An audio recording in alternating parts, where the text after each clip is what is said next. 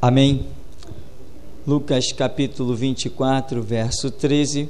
Os discípulos no caminho de Emaús, diz assim: naquele mesmo dia, 2 deles estavam de caminho para uma aldeia chamada Emaús, distante de Jerusalém, 60 estádios, e iam conversando a respeito de todas as coisas sucedidas. Amém.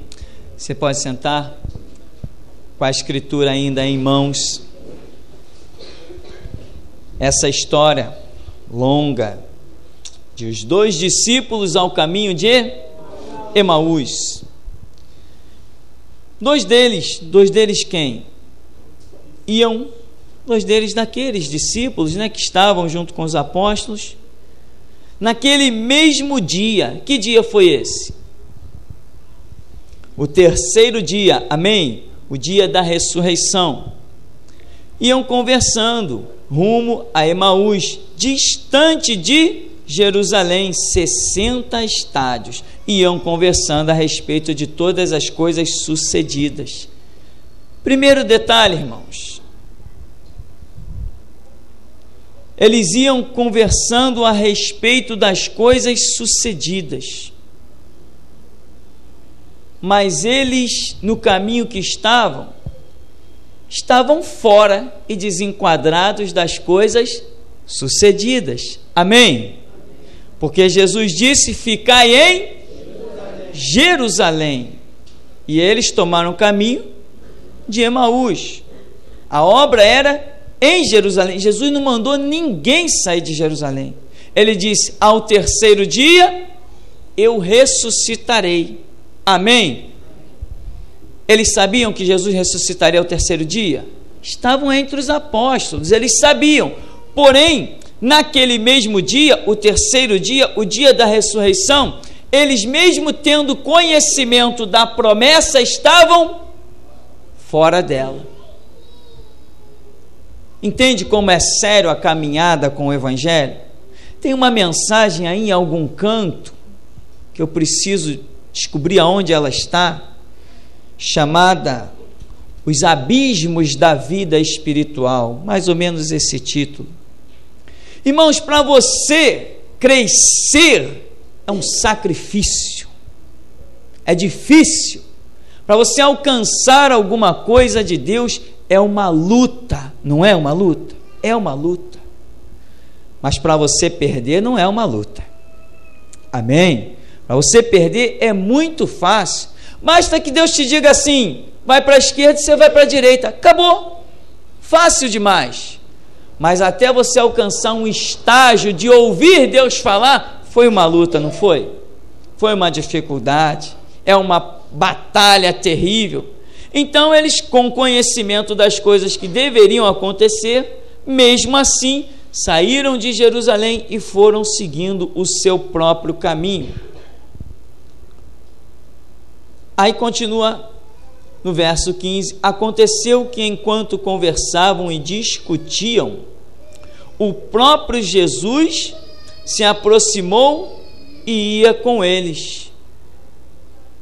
Interessante, mais um detalhe interessante. Jesus se aproximou deles, amém? Eles eram discípulos de Jesus? Até então, sim. Mas estavam indo num caminho errado, não estavam? Sendo discípulo e tendo um vasto conhecimento, que nós vamos ver aqui mais adiante, que eles tinham um conhecimento tremendo das coisas que eles citam. Mesmo sendo discípulo com conhecimento, Jesus chegou pertinho e eles não reconheceram. Lição terrível para as nossas vidas. Podemos ter a Bíblia na mão, mas podemos estar no caminho errado e não reconhecer Jesus. A seara é grande, irmão. Os obreiros são poucos. Tem um monte de crente pateta se iludindo com o Evangelho.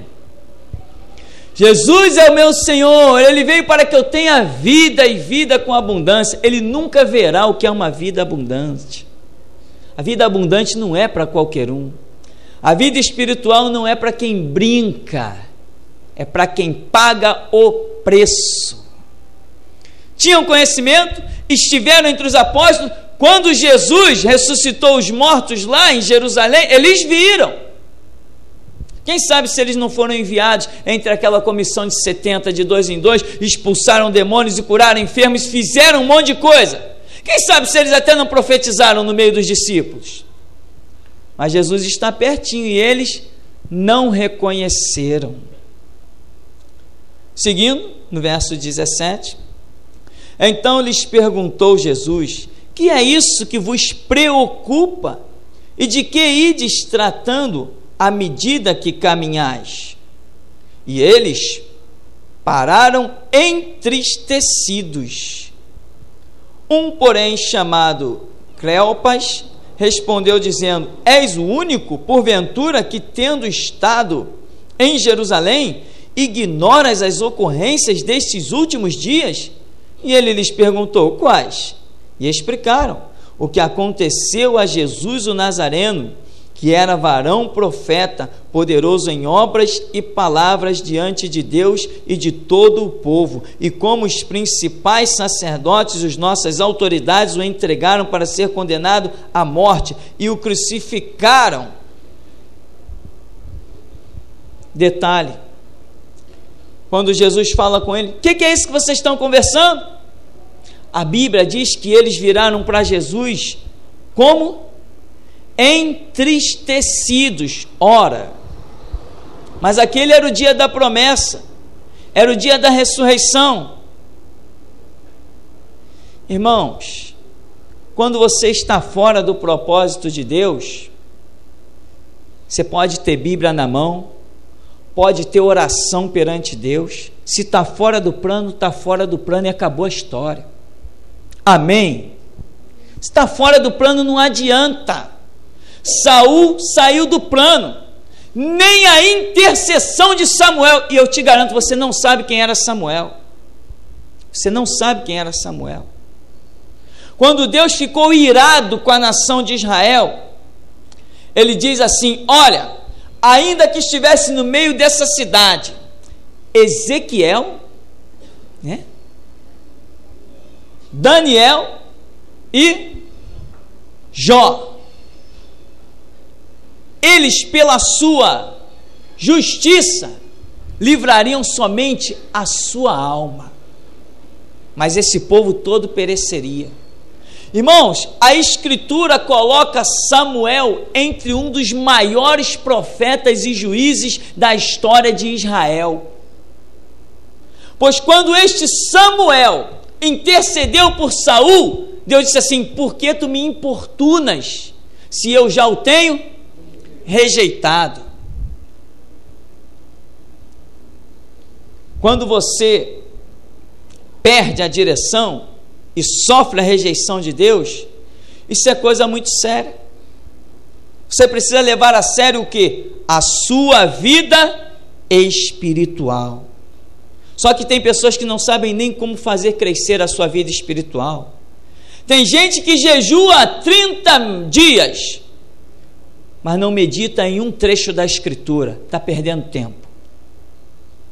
Está perdendo um tempo dobrado, na verdade, né? Porque a bênção do jejum é úlcera, gastrite e anemia. É isso que jejum dá.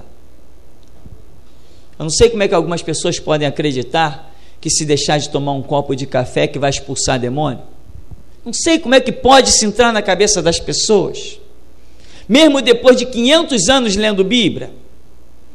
Eu não sei o que é jejum e não jejum, porque o meu entendimento é outro, e eu digo que venha o diabo, e que não venha sozinho, que venha o câncer, que venha a lepra, que venha o que vier. Vamos ver quem é que vai ficar de pé, porque eu sei em quem tenho crido, estou bem certo que Ele é poderoso para guardar o meu tesouro até o dia final.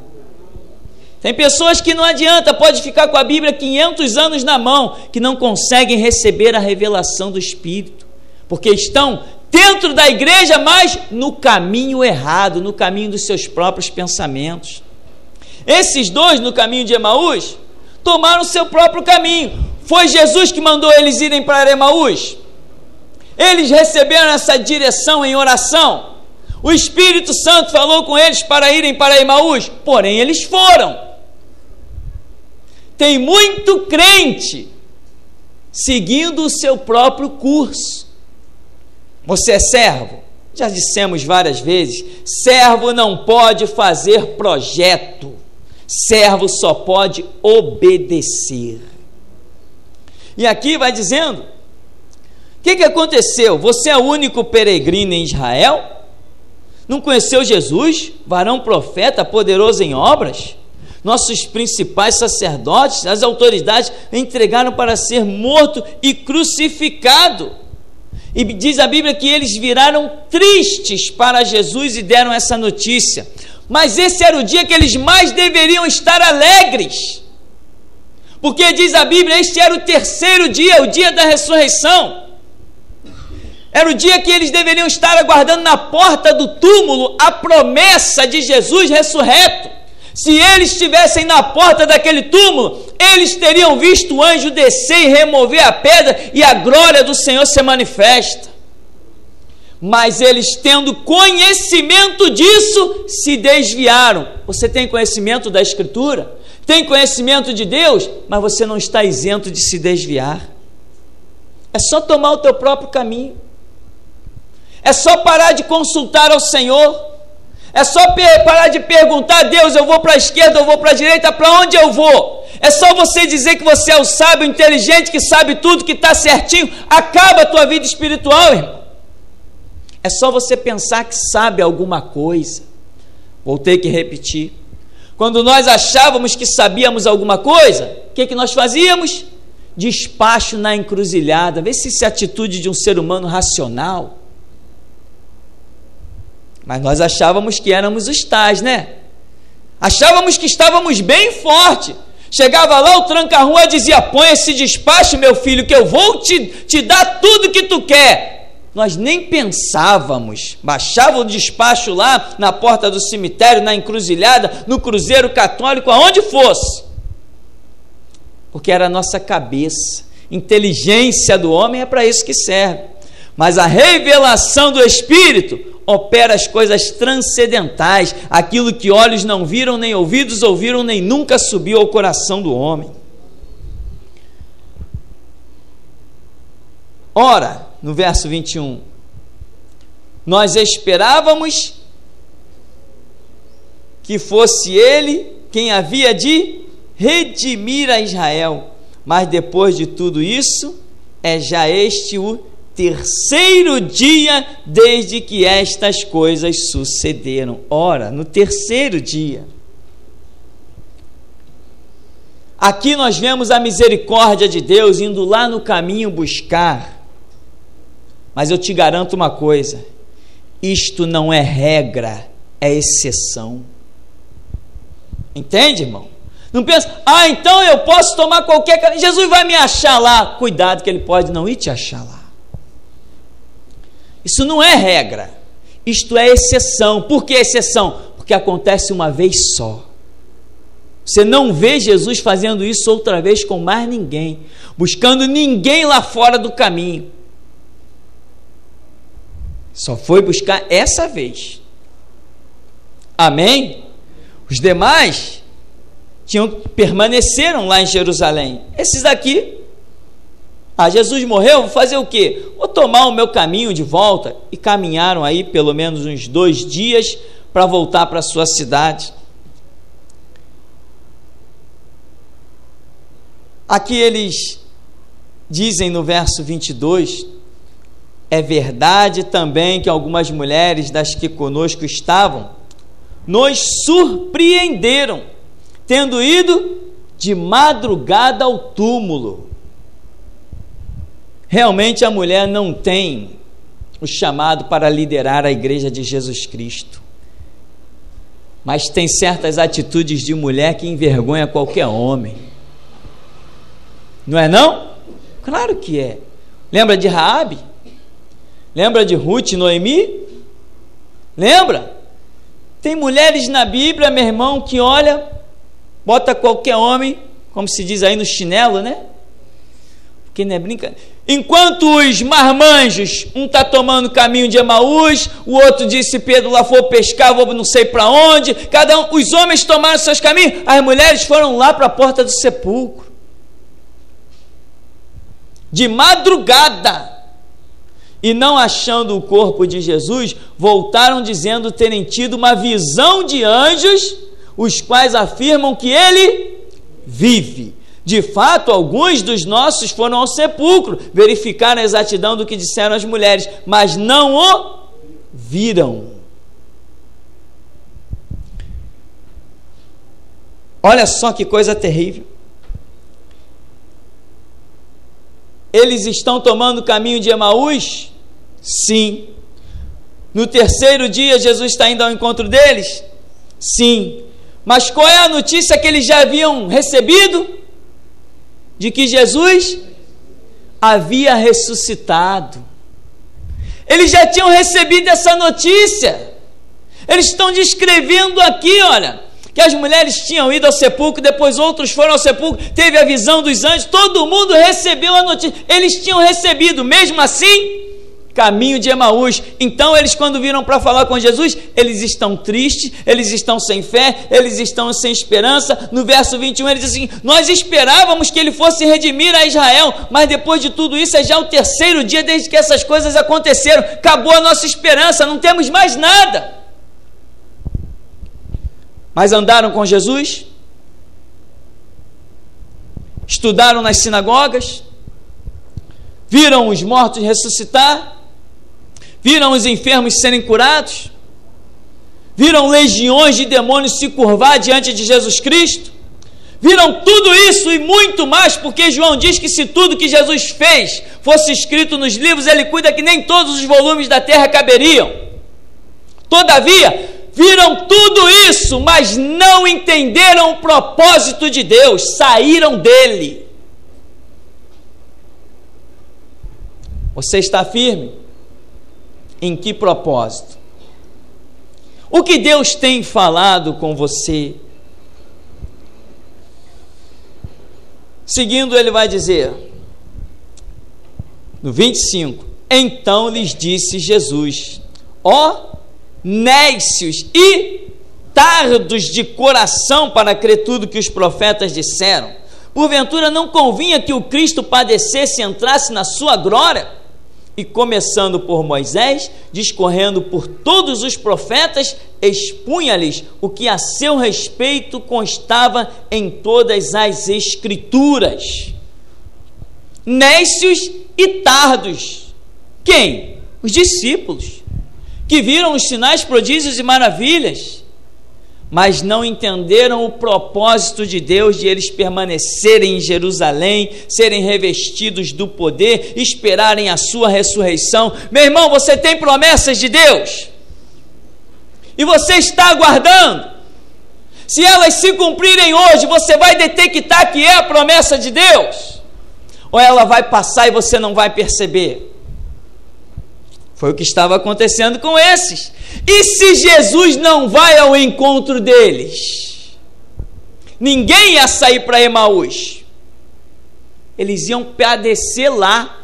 E lá em Emaús eles iam contar a mesma história. Olha, nós estivemos em Jerusalém, nós conhecemos um homem chamado Jesus de Nazaré. O camarada era o tal, mas ele está morto, está debaixo de 7 palmos. Quando na verdade ele estaria na vida de outros, operando sinais, prodígios e maravilhas.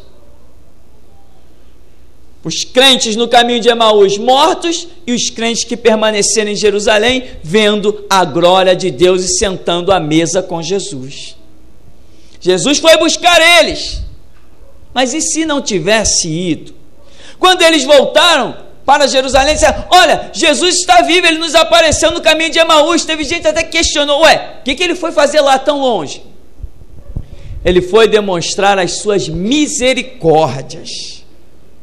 Mas as misericórdias do Senhor triunfam do juízo, porém o juízo é sem misericórdia. Seguir mais um pouquinho, diz no verso 28, quando se aproximaram da aldeia para onde iam, fez ele menção de passar adiante, mas eles o constrangeram, dizendo: fica conosco, porque é tarde e o dia já declina. E entrou para ficar com eles. E aconteceu que, quando estavam à mesa, tomando ele o pão, abençoou e, tendo partido, lhes deu. Então se lhes abriram os olhos e reconheceram, mas ele desapareceu da presença deles. Quando é que eles reconheceram Jesus? Isso é comunhão, amém? Partir do pão é comunhão. Sentar à mesa, você não senta à mesa com quem você não ama.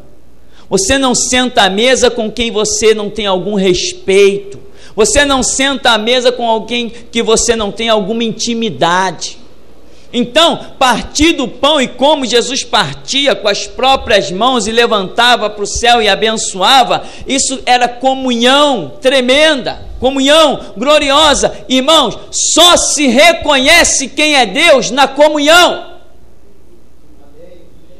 Só se reconhece quem é Deus na intimidade, no partir do pão espiritual. Aí que se reconhece quem é Deus.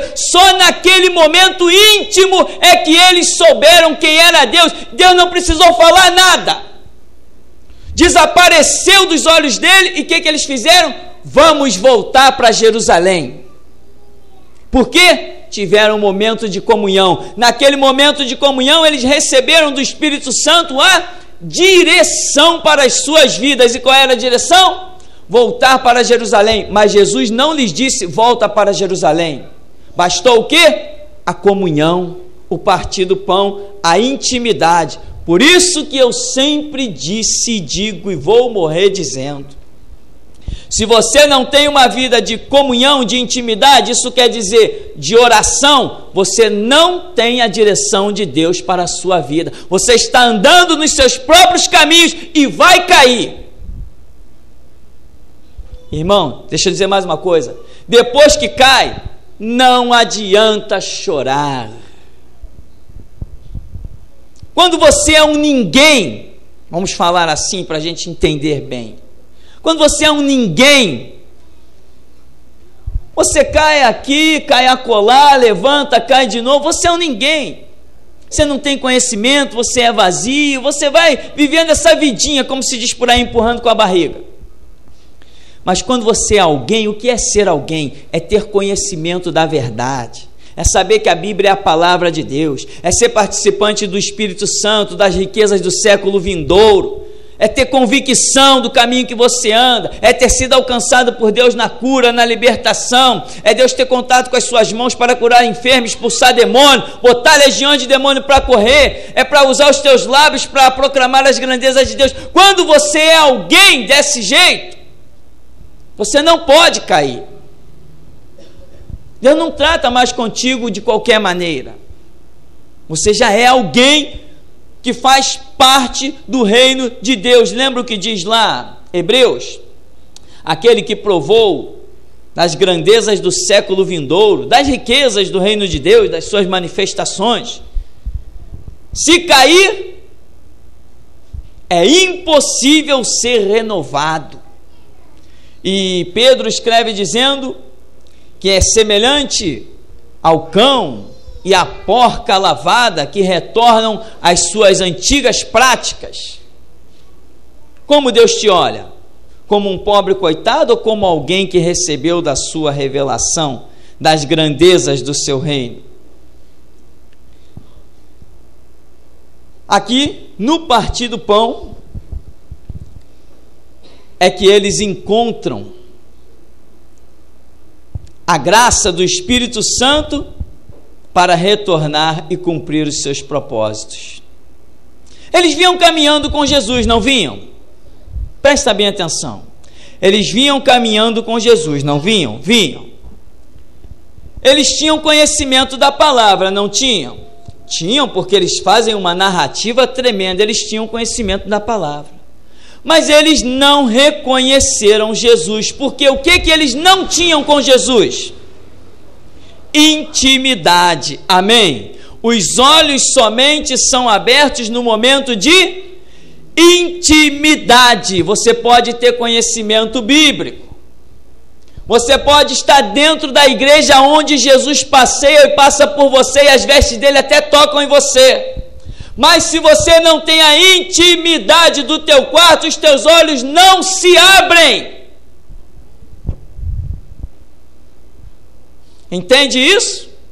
É complicado? Não, não é complicado. Paulo descreve em Efésios capítulo 6 a armadura. Ele fala de capacete, ele fala de escudo, ele fala dos sapatos, das botinas do evangelho da paz, ele fala da couraça da justiça, cinturão da verdade, ele fala de tudo isso, mas depois ele diz o quê? Orando em todo tempo, com toda oração e súplica no Espírito. Quer dizer, a armadura sem a oração, ela cria ferrugem, ela para, ela trava, você não consegue ir adiante. Então, qual é a nossa palavra? É despertar você para a realidade da intimidade com Deus. Não adianta você ler a Bíblia e dizer, eu penso assim. Não, leia a Bíblia, vá orar. Quando você voltar para falar alguma coisa, você não diga, eu penso assim. Diga, assim diz o Senhor. E eu posso apostar a vida porque eu sei que eu ouvi dele. Mas se você lê a Bíblia e dizer, eu penso desse jeito, não interessa o jeito que nós pensamos, interessa aquilo que nos é revelado na intimidade, isso que interessa. Como é que as pessoas vão ser transformadas? Pelo que eu penso? Pelo que eu acho? Não, Deus não opera sobre a minha palavra. A Escritura diz que Deus vela sobre a sua palavra para cumprir. Mas é na intimidade que os teus olhos se abrem e que você reconhece quem é o teu Deus. Tem muita gente assim, como esses do caminho de Emaús, andando, vamos dizer, lado a lado com Jesus. Amém? Você anda lado a lado com Jesus? Não, não queira fazer isso. Os que andam lado a lado com Jesus estão a caminho do inferno. Ele falou que enviaria o Espírito Santo, o Espírito que nos guiaria em toda a verdade, o Espírito que o mundo não pode receber, mas que nós o receberíamos porque ele estaria em nós, dentro de nós. Quem anda lado a lado com Jesus não reconhece, mas quem deixa que, como ele diz a Escritura, naquele dia sabereis que eu estou em vós e vós estáis em mim. É assim que se anda com Deus, numa intimidade em que as pessoas olhem para a gente e vejam Deus. É assim. Você quer que as coisas aconteçam? Você ousaria chegar para alguém enfermo e dizer assim, olha para mim que você vai ser curado? Você ousaria? Se você não ousa, eu vou te dizer, foi exatamente por isso que Pedro, na porta do templo chamada Formosa, provocou aquele reboliço em Jerusalém. Porque ele não disse, olha, Jesus vai te curar, para aquele homem que lhe pedia uma esmola, coxo desde o ventre. Ele disse, olha para mim, olha aqui para nós, olha aqui eu e João, está vendo? Olha para a gente, levanta e anda, em nome de Jesus Cristo Nazareno. Qual? O que está em mim. Eu tenho intimidade com ele, uma intimidade como nenhum outro tem. Olha para mim, quer ver Deus? Tem que olhar para mim. Aleluia, aleluia. Vós sois sal da terra, vós sois luz do mundo. Tem que olhar para a gente, mas não andando lado a lado, é andando dentro de nós.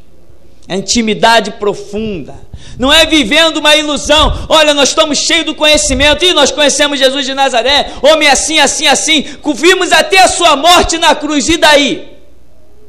Somente na intimidade que você poderá receber a testificação do Espírito Santo e proclamar com convicção aquilo que você nem viu, que ele ao terceiro dia ressuscitou dentre os mortos e está sentado à destra do Todo-Poderoso.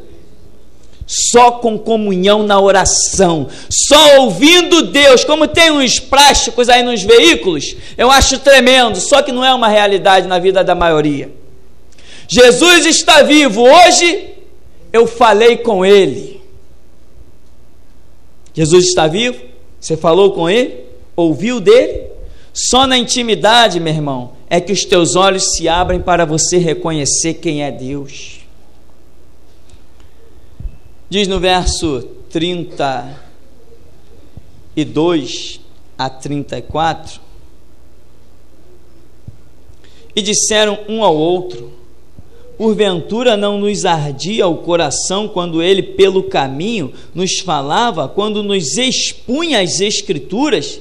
E na mesma hora, levantando-se, voltaram para Jerusalém, onde acharam reunidos os 11 e os outros com eles, os quais diziam: o Senhor ressuscitou e já apareceu a Simão. Então os dois contaram o que lhes acontecera no caminho, como fora por eles reconhecido no partir do pão, na intimidade.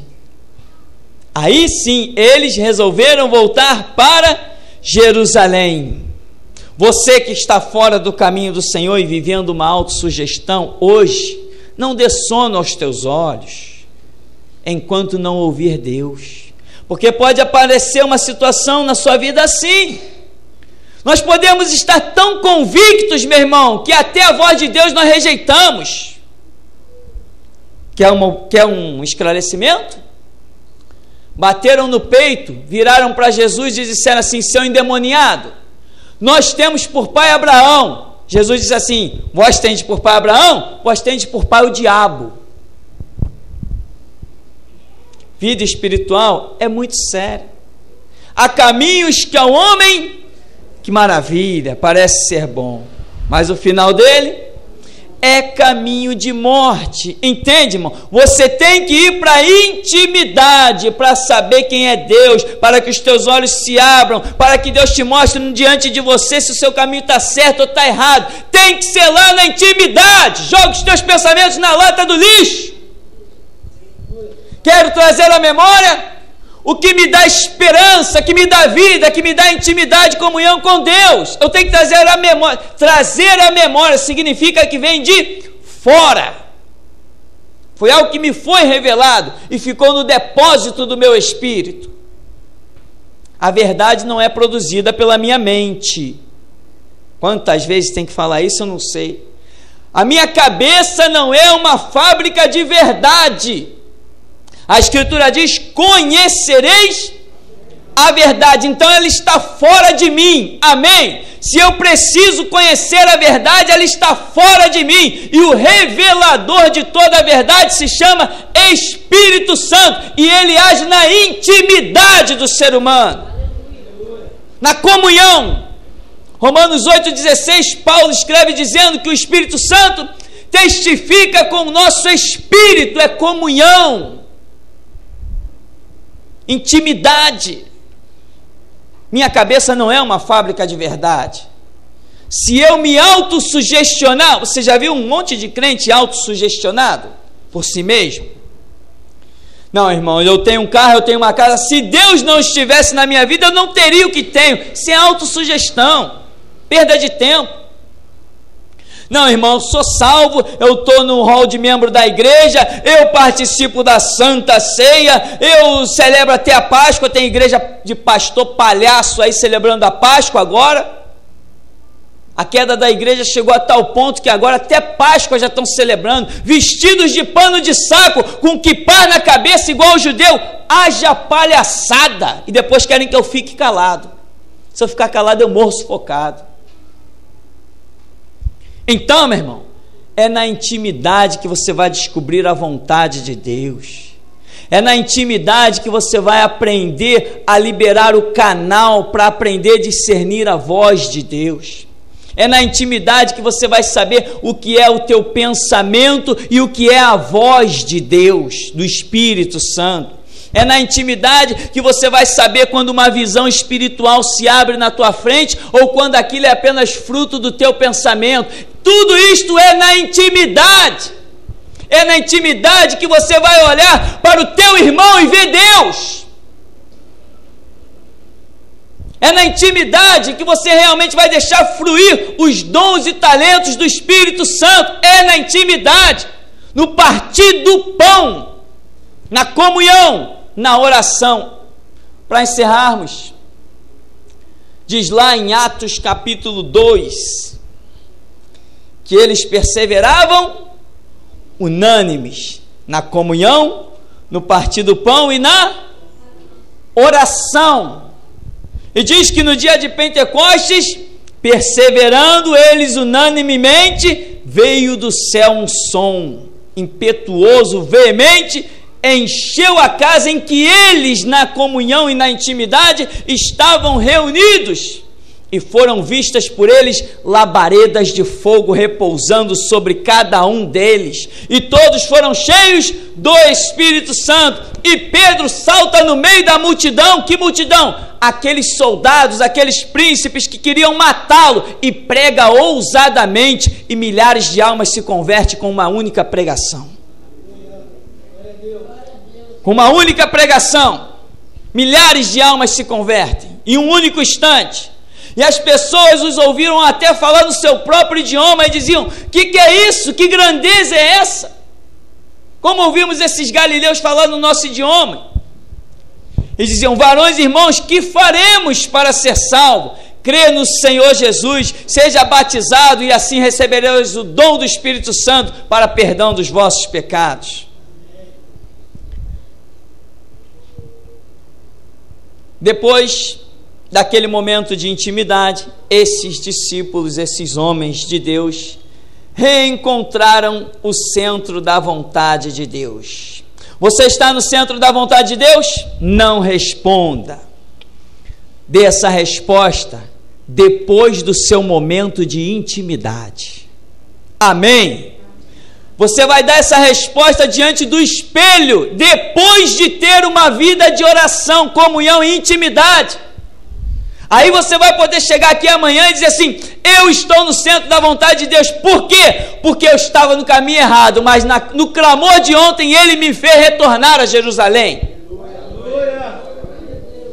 Só reconhece que está no caminho errado quem tem muita humildade. Aliás, que essa é a porta do Evangelho, né? Arrependei-vos. Arrependimento, só reconhece que precisa de arrependimento quem tem intimidade, quem tem humildade com esse Deus tremendo. Então, querido, não tome o caminho de Emaús, mas se você tomou, acredite, ainda há esperança. O Senhor nos abençoe em nome de Jesus.